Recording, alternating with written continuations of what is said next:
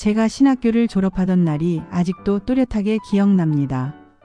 졸업식이 끝나고 어머니가 조용히 제게 다가오셔서 작은 상자를 하나 내미셨습니다.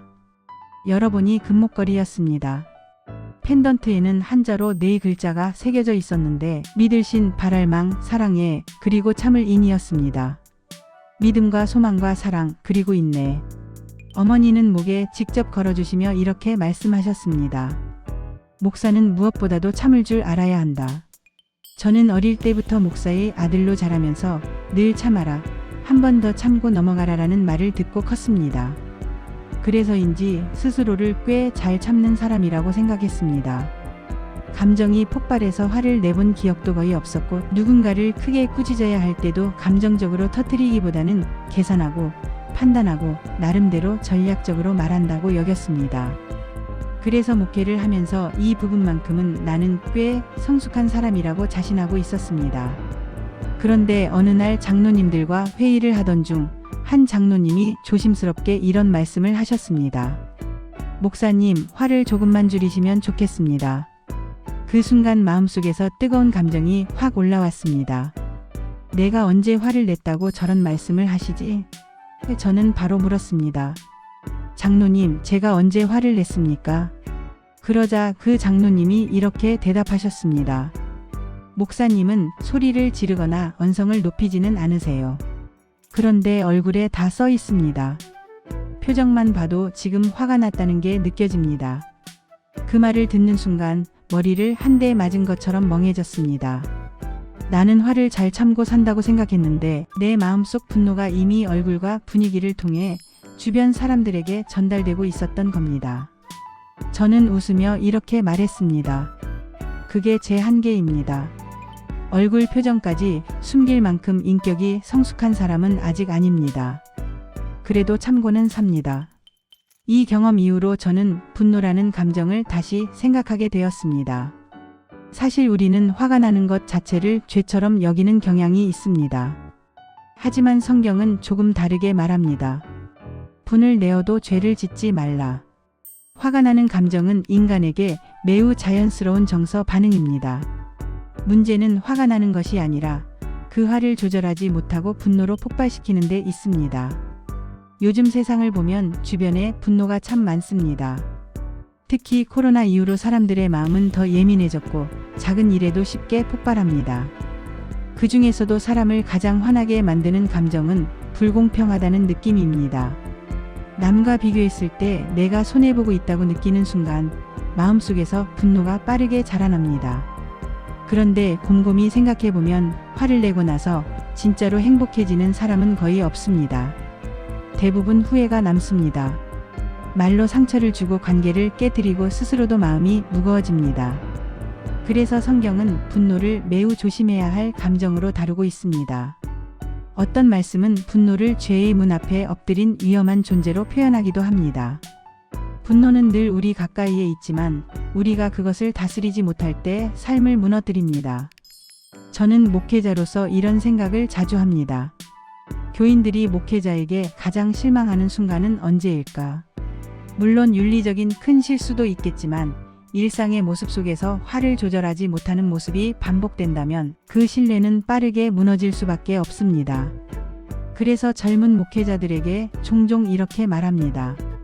목회자가 화를 내는 순간 그동안 쌓아온 많은 것들을 한 번에 잃을 수 있다. 이 원리는 목회자뿐 아니라 우리 모두에게 그대로 적용됩니다. 분노는 순식간에 관계와 신뢰를 무너뜨립니다. 심리학자들은 분노를 이렇게 정의합니다.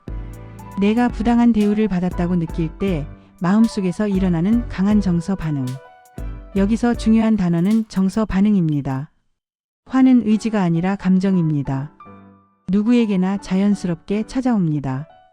그래서 화가 난다고 해서 스스로를 지나치게 정죄할 필요는 없습니다.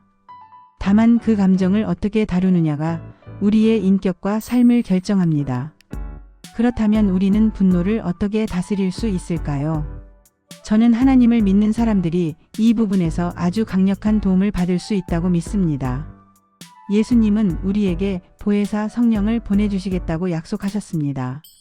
성령은 우리의 생각과 판단, 말과 행동을 가르치시고 깨닫게 하시는 분입니다.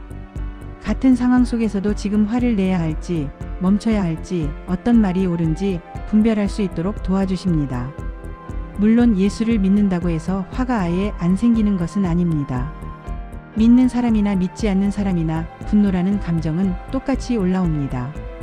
차이는 그 다음입니다. 그 감정을 붙들고 폭발하느냐 아니면 성령의 도우심으로 다스리느냐의 차이입니다. 성령의 인도하심은 한 번의 경험으로 끝나는 것이 아니라 매일의 살 속에서 계속해서 훈련되어야 합니다. 제가 실제로 도움을 받았던 방법 2가지를 나누고 싶습니다. 첫 번째는 잠시 멈추기입니다. 감정이 치솟는 순간 바로 반응하지 않고 의도적으로 브레이크를 거는 연습입니다. 속으로 이렇게 기도해 보는 겁니다. 성령님, 지금 제 마음을 붙들어 주세요. 하나님, 이 상황에서 제가 어떻게 해야 할지 알려주세요. 이 짧은 멈춤이 분노의 방향을 완전히 바꿀 수 있습니다. 만약 신앙이 없는 분이라면 최소한 지금 이 말을 하면 어떤 결과가 나올까? 를 한 번만이라도 생각해 보는 훈련이 큰 도움이 됩니다. 성경에도 이런 지혜가 있습니다. 듣기는 빠르게 하고 말하기는 천천히 하며 쉽게 화내지 말라는 권면입니다. 또 분을 품은 채로 하루를 넘기지 말라는 말씀도 있습니다. 분노를 오래 붙잡고 있으면 마음에 뿌리를 내려 더 큰 상처를 만들어냅니다. 2번째 방법은 평소에 마음을 채우는 훈련입니다. 저는 이것을 묵상의 습관이라고 부릅니다. 사람이 화가 날 때는 시야가 극도로 좁아집니다. 오직 나 중심으로만 상황을 해석하게 됩니다. 그런데 말씀을 묵상하고 하나님을 바라보는 훈련이 되어 있으면 분노의 순간에도 시야가 조금 넓어집니다. 나만 보던 시선이 하나님과 더 큰 그림으로 이동하게 됩니다. 저는 교인들과 함께 매일 말씀을 묵상하는 시간을 갖고 있는데 시간이 지날수록 공동체 전체의 분위기가 달라지는 것을 느낍니다. 불평과 분노가 많던 자리에서 점점 이해와 기다림이 자라납니다. 말씀은 우리의 감정을 다스리는 힘을 만들어줍니다. 시편을 보면 더욱 분명합니다. 시편의 많은 노래들은 원망과 탄식으로 시작합니다. 억울함, 분노, 슬픔이 그대로 담겨 있습니다. 그런데 놀랍게도 그 끝은 대부분 찬양으로 마무리됩니다. 감정이 하나님 앞에 올려질 때 분노는 서서히 방향을 바꾸게 됩니다. 이것이 묵상의 힘입니다. 개인적으로 저는 화가 날 때 찬양을 부르는 습관이 생겼습니다. 한 번은 다른 목회자가 설교 중에 제 이야기를 하면서 우리 목사님은 화가 나면 노래를 부르신다고 말해버려서 조금 당황한 적도 있습니다.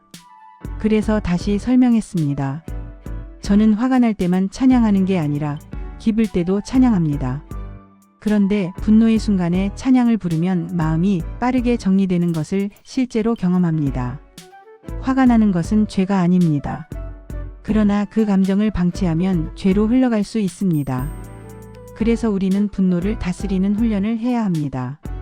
잠시 멈추는 연습, 그리고 평소의 말씀과 찬양으로 마음을 채우는 습관이 우리를 지켜줍니다.